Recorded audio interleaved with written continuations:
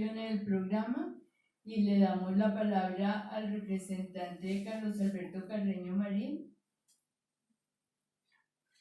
Creo que está sin sonido, a ver. Muy buenas tardes para todos y para todas. ¿Se escucha? Sí. Sí, se escucha.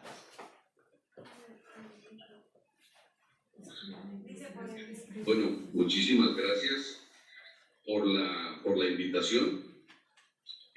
Saludando, pues, por supuesto, esta reunión para discutir un tema que para nosotros en Colombia pues es tan importante, tan determinante y en últimas también para América Latina.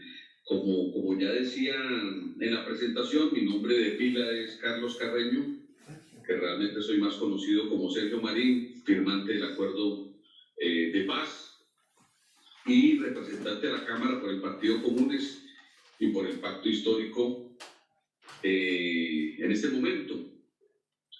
Quiero referirme en particular a este asunto que está generando, digamos, tanta preocupación.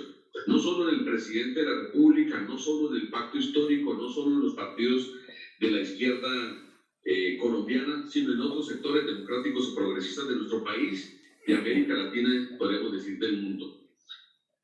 Y es una discusión que arranca precisamente por la caracterización de lo que está sucediendo, del fenómeno que estamos viendo acontecer ante nuestros ojos.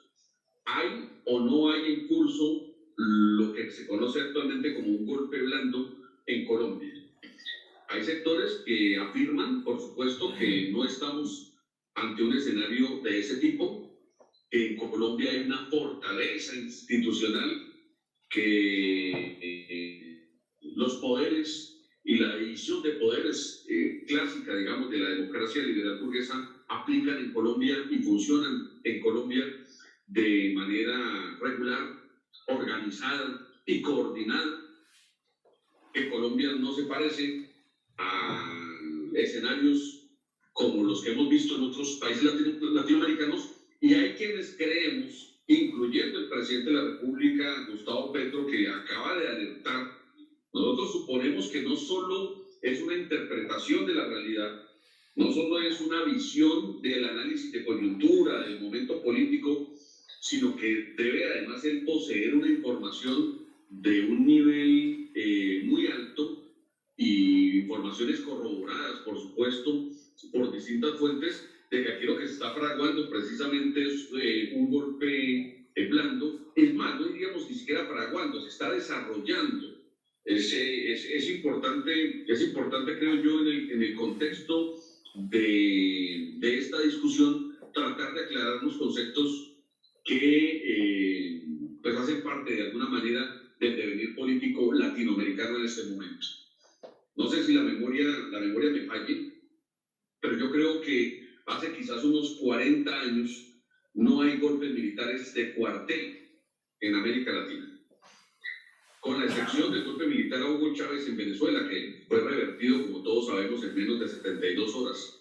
Es decir, un golpe militar que se corresponde a lo que era la tradición latinoamericana del general que movilizaba las tropas, sacaba los tanques a las calles, declaraba un estado de excepción o de emergencia, el nombre que tuviese en cada país, y con los militares en la calle, con las Fuerzas Armadas en la calle, desconocía abiertamente la Constitución, cerraba el Congreso o los Congresos de la República y detenía, exiliaba o asesinaba al presidente en ejercicio.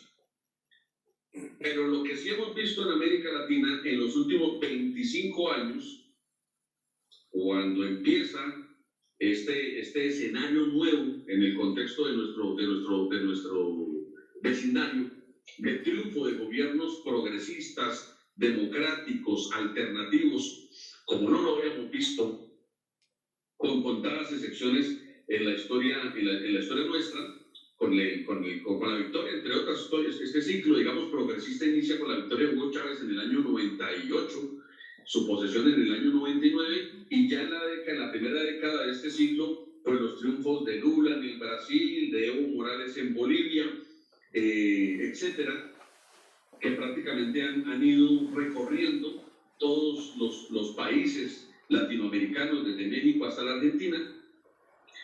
En algún momento empieza a presentarse un fenómeno que hemos seguramente tardado un poco en lograr comprenderlo, pero creo que ya lo tenemos suficientemente diagnosticado, que es lo que hemos dado en llamar golpes blandos. Esto inició, recordémoslo, con la destitución del presidente Fernando Lugo en Paraguay. Fue el primer ejercicio de aplicación concreta de esta metodología de destrucción de las instituciones democráticas y en últimas de la voluntad popular. Y entonces, ¿cómo inició ese proceso? Bueno, entonces el Congreso de la República, el Congreso paraguayo, destituye a Fernando Lugo. Y no hay nada que hacer. Fernando Lugo tiene que renunciar a la presidencia, tiene que abandonar la presidencia, y pues desafortunadamente en ese caso particular del pueblo paraguayo, pues no han podido reponerse de ese golpe tan duro.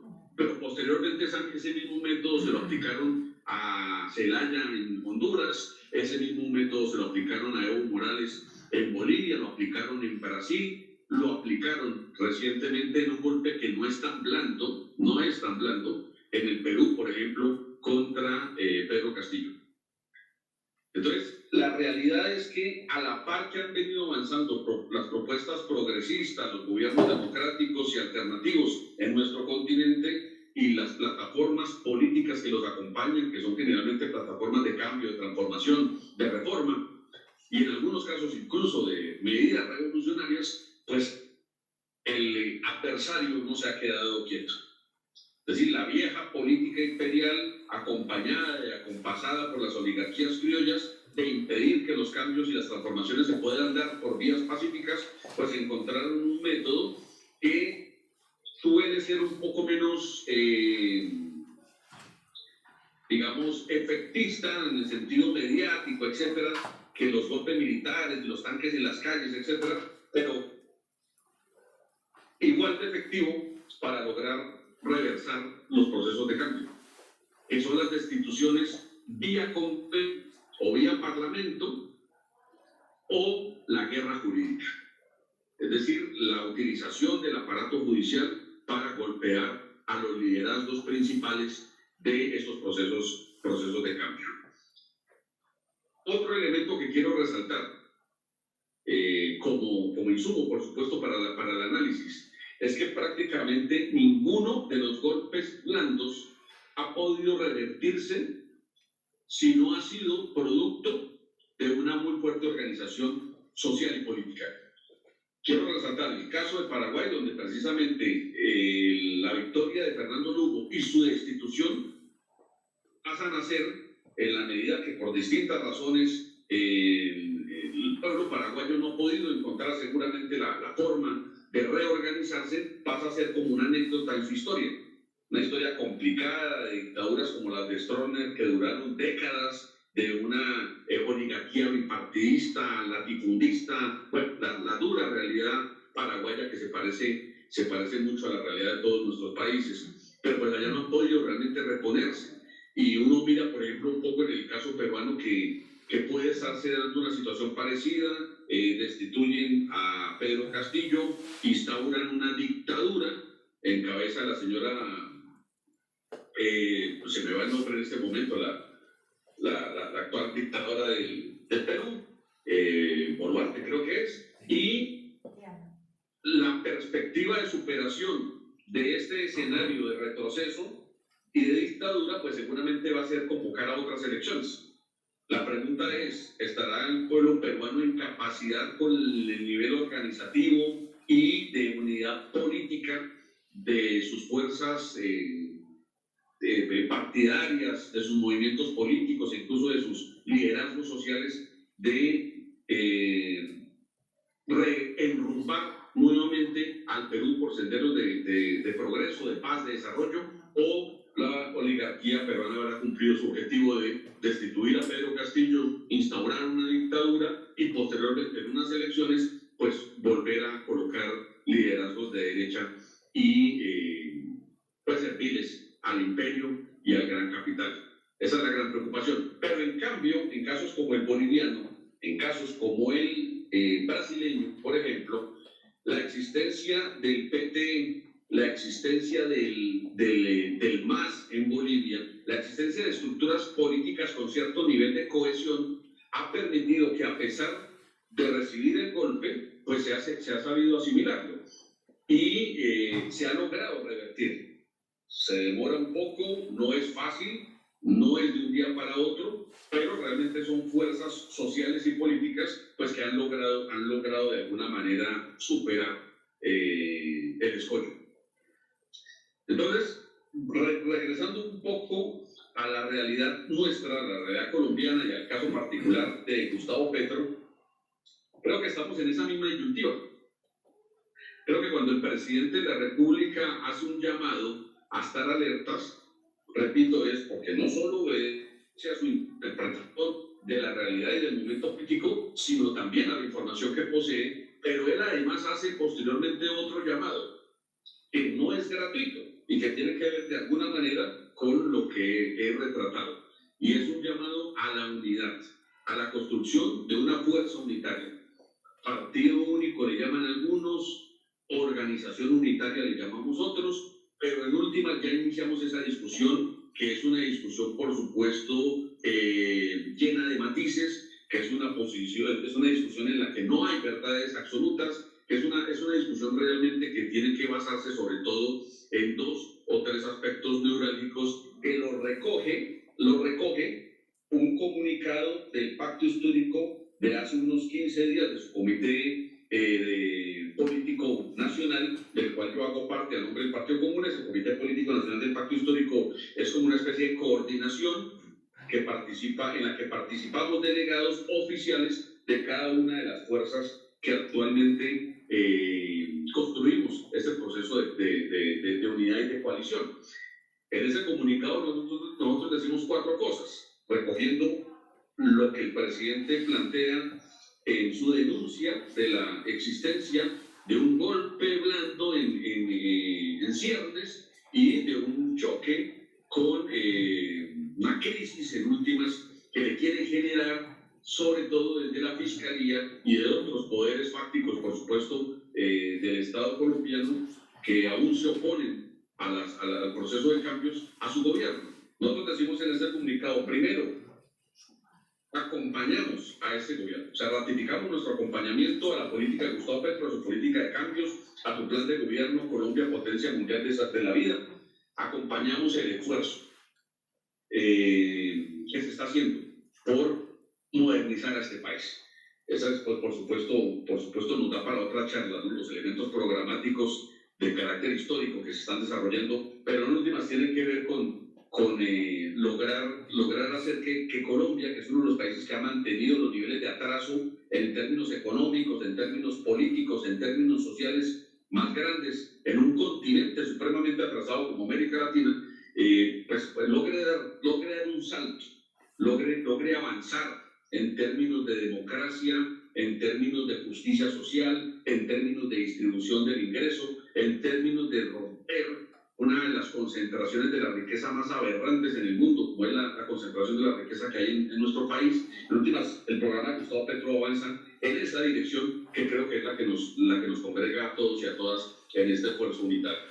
Decimos también, por supuesto, que no solo acompañamos al gobierno, sino que acompañamos su denuncia de que hay una amenaza real por revertir este proceso de cambios, que en ese esfuerzo por revertir estos esfuerzos de cambio no dudamos que esté dentro de las opciones tratar de dar un golpe institucional o de otro orden contra el gobierno de Gustavo Petro, que busque su destitución o su alejamiento del poder por cualquier vía, y que nosotros nos preparamos, pues, por supuesto, para dar esa pelea. Saludamos también como un tercer elemento la organización del pueblo colombiano, la organización del movimiento social, del movimiento indígena, de las negritudes, de las mujeres, los defensores y defensoras de los derechos humanos. Saludamos el inmenso esfuerzo que está haciendo el pueblo colombiano después de décadas de guerra, de confrontación, de asesinato de liderazgos, de líderes sociales, de encarcelamiento, etcétera. pues que ha venido reponiéndose paulatinamente y se ha venido convirtiendo realmente en un factor que es determinante no solo en haber logrado la victoria de Gustavo Petro y de la propuesta de cambio que él representa, sino de su defensa ante esos ataques. Entonces consideramos en ese comunicado que tenemos que reforzar precisamente la unidad de las organizaciones del pueblo colombiano. Y finalmente, como cuarto elemento en este comunicado, pues señalamos la importancia de iniciar una ruta de construcción de una fuerza unitaria, que es lo que estamos haciendo en este momento y que, termino con esto, poco como por donde empecé, pues consideramos que la unidad de todas las fuerzas de la izquierda colombiana, de los sectores progresistas, de los sectores alternativos, hay muchos nombres realmente ya en el escenario político para caracterizar una multiplicidad de fuerzas que tenemos orígenes distintos, historias distintas, pero en últimas una gran vocación de cambio y de transformación. Pero nosotros consideramos que es absolutamente necesario unirnos a los más altos niveles que se permiten en la política, porque obviamente no solo se trata de defender este proyecto, sino de garantizar su continuidad en el 2026. Es decir, tenemos que estar unidos para defender al gobierno, pero tenemos que estar unidos también para garantizar que haya una continuidad. La política no termina con la entrega del gobierno en el 2026, la política sigue.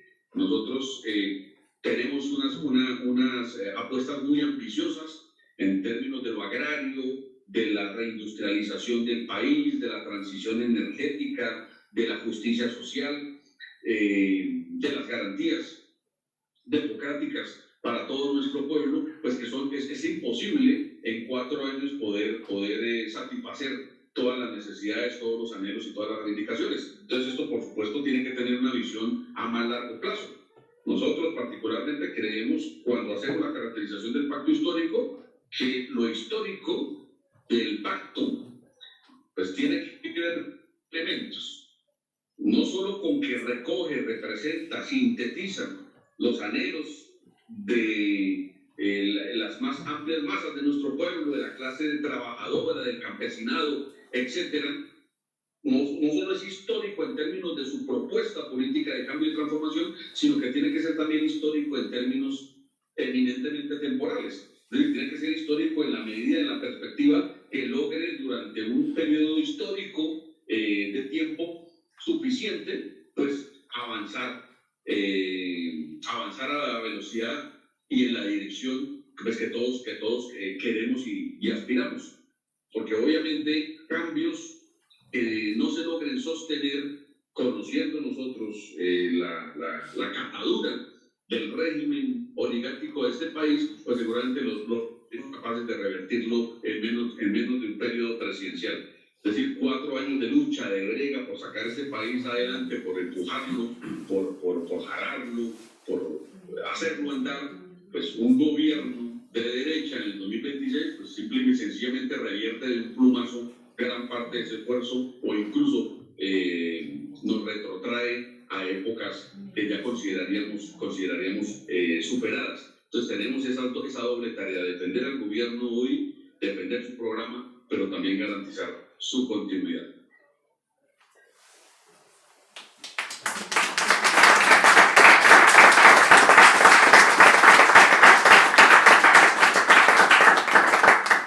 Bueno, muchísimas gracias, representante. Ahora queremos dar el micrófono a algunas personas para unas preguntas.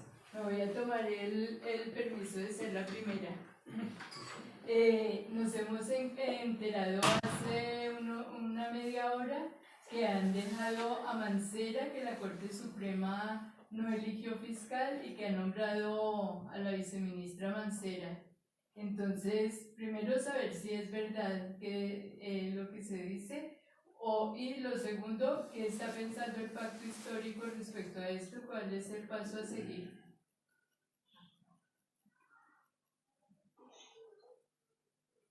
Bueno, esa es noticia de última hora. En Colombia son las 2 de la tarde. Hace 2 horas quizás informan de que en una nueva ronda de votación de la Corte Suprema, ninguna de las tres candidatas obtuvo los 16 votos necesarios para ser elegida fiscal general de la Nación. Quiero recordar simplemente el método de elección del fiscal en Colombia. El presidente de la República envía una terna a la Corte Suprema y la Corte Suprema en pleno. Colombia tenemos una Corte Suprema grandísima, 23 magistrados. Países, no sé, Estados Unidos creo que tiene 8 o 9 magistrados en su Corte Suprema. Colombia tiene una Corte Suprema de 23 magistrados, bueno, clásica burocracia. Y la ley exige que la elección del fiscal se haga con una mayoría calificada, que en este caso serían 16 votos de esos 23 magistrados. Y entonces ellos hacen unas rondas de votaciones. Hoy, por lo que informan los medios, porque pues, por supuesto es una votación que se hace a puerta cerrada, hicieron 2 rondas de votaciones y ninguna de las 3 ternadas salió elegida.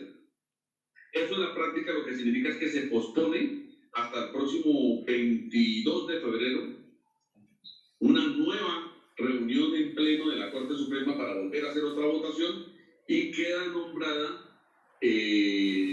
la vicefiscal Mancera. ¿Quién es la señora Mancera? Primero es una mujer absolutamente cuestionada desde todas las perspectivas. No es realmente una jurista de talla, de nivel, que brinde garantías, imparcialidad para ocupar un cargo de ese nivel de importancia. Hace una semana ya salieron nuevas denuncias, entre otras sobre su relación con un entramado de fiscales vinculados al narcotráfico en la costa pacífica colombiana. Es decir, ese es el nivel, digamos, de la crisis que tenemos en este momento. No se elige de las 3 ternadas por el presidente de la República, las 3 juristas con renombre, con formación, con capacidad, con experticia, y por lo tanto pues se dejan interinidad a una señora que realmente pues,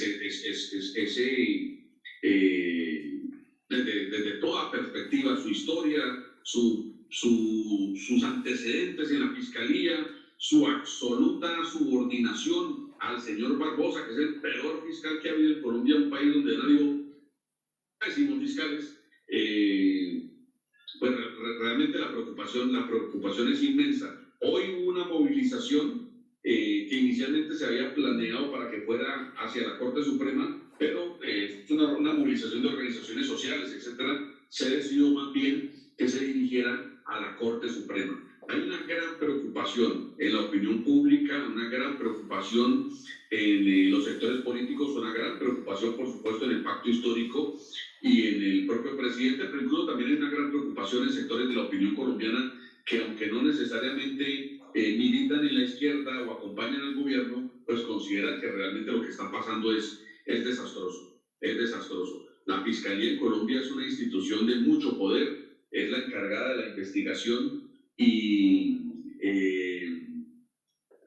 en últimas tiene una responsabilidad, tiene un inmenso presupuesto, gigantesco presupuesto, una burocracia también inmensa. Realmente es una institución de mucho poder, pero aquí lo que está en pugna, yo quiero dejar ese mensaje para que entendamos un poco por qué la dificultad para la elección de fiscal posterior a la salida del señor Barbosa. Aquí lo que está en disputa no es realmente el cargo en sí, su burocracia y su presupuesto, aunque pues por supuesto de eso también se trata. Aquí lo que está en disputa es el tema de la verdad. Aquí lo que está en disputa realmente es que la Fiscalía hasta ahora ha sido utilizada como un mecanismo de persecución contra opositores políticos al régimen y para trasocultar las bellaquerías, los crímenes, los negociados de las mafias de todo orden, que son las que hasta ahora han gobernado a Colombia.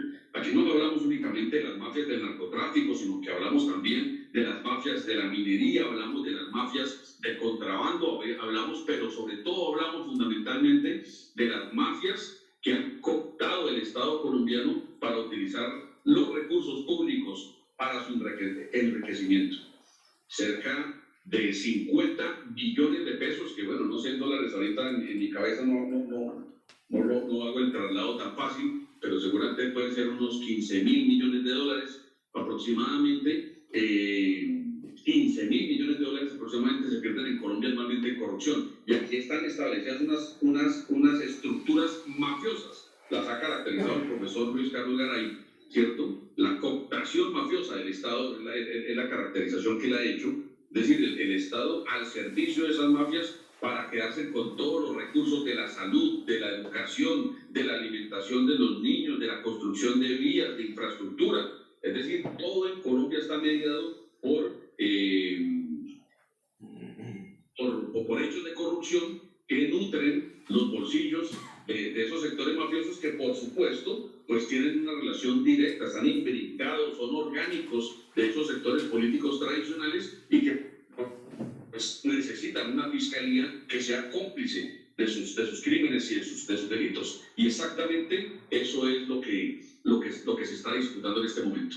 No quieren perder la fiscalía porque ellos saben que llegando una fiscal nueva, de una de estas tres mujeres tiene que salir la nueva fiscal y cualquiera de ellas estamos seguros que si cumple con su deber, pues lo primero que va a hacer es destapar inmensas ollas podridas que van a salpicar obviamente a quienes hasta ahorita han utilizado la fiscalía como un instrumento para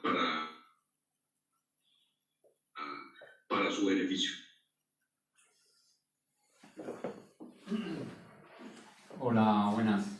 Representante Carlos, esta mañana nos enteramos también que hubo un comunicado por parte del Partido Comunes y de lo que fue, digamos, el secretariado de las antiguas FARC con respecto a la JEP, la Justicia Especial para la Paz, y lo que está sucediendo últimamente.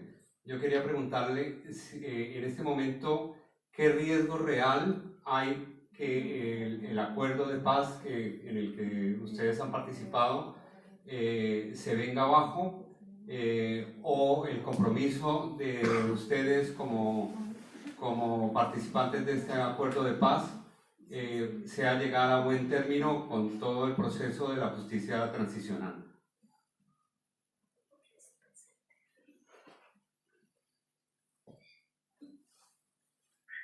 Bueno, bien, quiero antes de responder la pregunta pedirles excusas, me tengo que retirar, te respondo la pregunta agradeciéndoles por supuesto la invitación. Desafortunadamente tengo una tarea urgente que me llama. Empecemos por donde creo yo que hay que iniciar este análisis.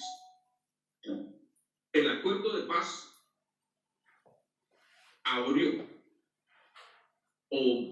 se abrió un escenario, rompió unas talanqueras que en Colombia impedían realmente que se pudiese avanzar en términos de su democratización y de la modernización de este país.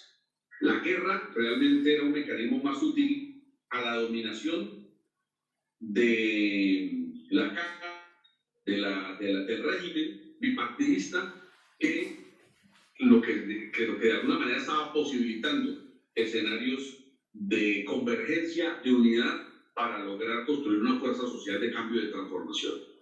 El acuerdo se firma en el 2016 y efectivamente en poco tiempo produce uno de los alzamientos populares, de los paros, de las movilizaciones más grandes que ha habido en la historia de nuestro país, que fue el paro del 2021. Pero no solo eso, sino que indudablemente posibilitó la victoria de Gustavo Petro en el 2022. Nosotros tenemos la absoluta convicción que en un estado de guerra jamás hubiese sido posible elegir un candidato de la izquierda progresista en nuestro país. Eso pues, por supuesto, tiene una doble lectura desde la perspectiva del movimiento social, popular, de los sectores que hemos luchado durante tanto tiempo por construir un país distinto, un país mejor. Pues es afortunado, es un momento histórico afortunado.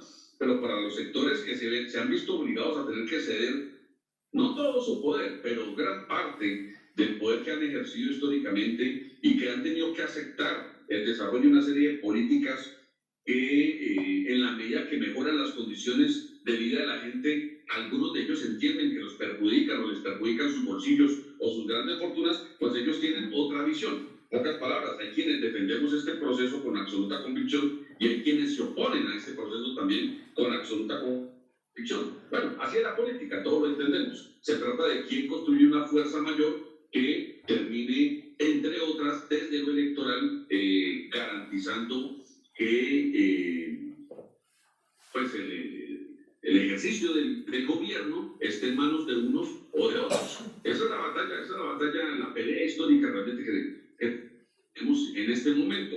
Entonces, la paz no es cualquier fenómeno, no es un hecho más, no es un acontecimiento más de los que han pasado en nuestro país, sino que es un hecho determinante, totalmente determinante de nuestro acontecer político, social, en los últimos 5 o 8 años. Por supuesto, desde la otra perspectiva, devolvernos a escenarios de guerra, romper o quebrantar este anhelo de paz, pues les puede resultar beneficioso. En Colombia hay mucha gente que ha vivido la guerra, que entre otras se enriquecen con ella, que quisieran que volviéramos obviamente a un escenario de confrontación. Nosotros básicamente lo que queremos señalar en este comunicado es que entendemos que la JEP hace parte en medio de su nivel de independencia, pero hace parte del entramado de las fuerzas, de los sectores, de las organizaciones que pugnamos es por la paz, por la reconciliación, no por devolver este país a escenarios que ya tristes, lamentables, que nos ha tocado como nación transitar, pero pues que obviamente que estamos absolutamente seguros que tenemos que dejar atrás. Entonces, ese es el primer elemento, digamos, que hay que resaltar. La JEP debe asumir un compromiso con claridad, creo que el comunicado lo dice de alguna manera, ¿sí? ¿Esto es con la paz o no es con la paz? ¿Sí? Porque no puede una jurisdicción especial para la paz tener un objetivo distinto a ese. Y si lo tiene o si está cambiando su rumbo, pues que lo diga. Política a veces no es muy común, pero sí es necesario un cierto nivel de franqueza y de sinceridad. Segundo elemento, el acuerdo de paz firmado entre el Estado colombiano, no el gobierno de Juan Manuel Santos. Juan Manuel Santos cuando firma como jefe de gobierno, claro, como presidente de la República, pero también firma como jefe de Estado. El acuerdo de paz firmado en La Habana es un acuerdo especial a la luz del derecho internacional, además. Por eso está ahí radicado en la sede de la Cruz Roja Internacional en Suiza. Y en el Consejo de Seguridad de las Naciones Unidas, que lo ratificó, cosa extraordinaria después de la Segunda Guerra Mundial. Por unanimidad. Todos sabemos que el Consejo de Seguridad es muy difícil obtener alguna votación por unanimidad. El acuerdo de paz firmado entre el Estado colombiano y las extintas FARC fue un acuerdo ratificado por el Consejo de Seguridad de las Naciones Unidas por unanimidad. Sus 5 países miembros permanentes y los 10 no permanentes. Los 15 países que conformaban el Consejo de Seguridad en aquel momento lo votaron unánimemente. Y ha tenido además el respaldo de organismos internacionales, organizaciones internacionales, instancias internacionales como la Unión Europea, el propio gobierno de los Estados Unidos, la comunidad de estados latinoamericanos, etc. Es decir, tiene un amplio acompañamiento internacional. Muchos de estos países jugaron un papel como países garantes o acompañantes en ese proceso. Entonces, esta carta también tiene la intencionalidad de hablarle a la comunidad internacional. O sea, aquí la carta va dirigida a Gustavo Petro como jefe de Estado, no porque creamos que él sea el responsable, por supuesto, del rumbo de la JEP, sino porque es el jefe de Estado y Gustavo Petro tuvo un gesto que puede parecer simbólico, pero fue muy significativo, que fue ratificar el compromiso del Estado colombiano en la implementación de ese acuerdo. Ya lo había hecho Juan Manuel Santos. Gustavo Petro no tenía, si se quiere, la necesidad de volver a hacerlo, pero él tomó la decisión de volver a hacerlo y volvió y ratificó con su firma el compromiso del Estado colombiano de implementar el acuerdo. Bien. El acuerdo, cuando uno habla de la implementación del acuerdo, pues son 6 puntos, creo que todos los conocemos: la reforma rural integral, la reforma política, la lucha contra las drogas, la nueva política contra las drogas, etcétera, el resarcimiento de los derechos de las víctimas, ¿sí? Pero tiene un elemento muy especial, que es particularmente al que nos estamos refiriendo, que es la Jurisdicción Especial para la Paz. La Jurisdicción Especial para la Paz tiene un nivel de autonomía relativa, porque está subordinada al derecho internacional y está subordinada al propio acuerdo. Es decir, la Jurisdicción Especial para la Paz no puede inventarse un nuevo derecho internacional.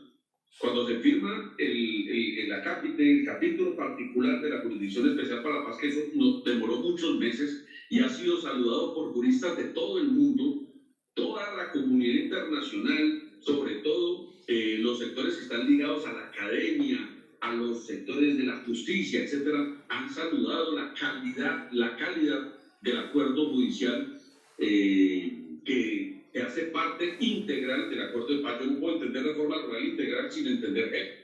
Yo no puedo entender reforma política sin entender la GEP. O sea, yo no puedo separarlas artificialmente. Lo han saludado. Fue una de las características, a diferencia del caso sudafricano, a diferencia del caso salvadoreño, a diferencia del caso irlandés, una de las características de la Jurisdicción Especial para la Paz es que dice: sí va a juzgar, sí va a juzgar. En los 3 procesos que he mencionado, a grandes rasgos, lo que hubo fue una amnistía de indulto absoluto. Absoluto. El derecho internacional, entre otras, sí lo menciona. Dice: cuando se alcancen acuerdos de paz, se otorgará las amnistías e indultos más amplios posibles. Lo dice el derecho internacional, lo dicen las convenciones. De hecho, los documentos a los que está subordinada la JEP, las convenciones de Ginebra, los protocolos 1 y 2, etc.